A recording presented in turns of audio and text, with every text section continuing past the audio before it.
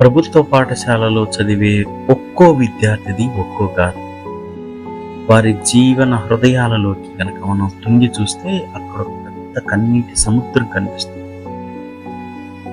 ఎగసే అలల్లాగా కొంతమంది జీవితాలు ఉంటే, తిరిగే సుడుల్లో చిక్కుకున్నటువంటి జీవితాలు మరికొందరు.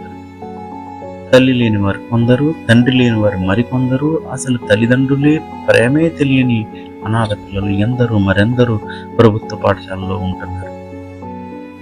వారికి కుటుంబ నేపథ్యం ఇంత భయంకరంగా ఉంటే చదువు ఎలా వస్తుంది? చదువు రావాలంటే ముందు వారికి ఉపాధ్యాయులైన మనం అమ్మా నాన్నను మించిన ప్రేమని పంచాలి, హక్కున చేర్చుకోవాలి, అవసరాలు తెలుసుకోవాలి, వారికి చదువు విలువ తెలియజేయాలి. చెంత చేర్చుకున్నప్పుడు మాత్రమే వాళ్ళకి మన పట్ల విశ్వాసం, మన పట్ల ప్రేమ వస్తే మాత్రమే అక్షరం పట్ల అభిమానం వస్తుంది.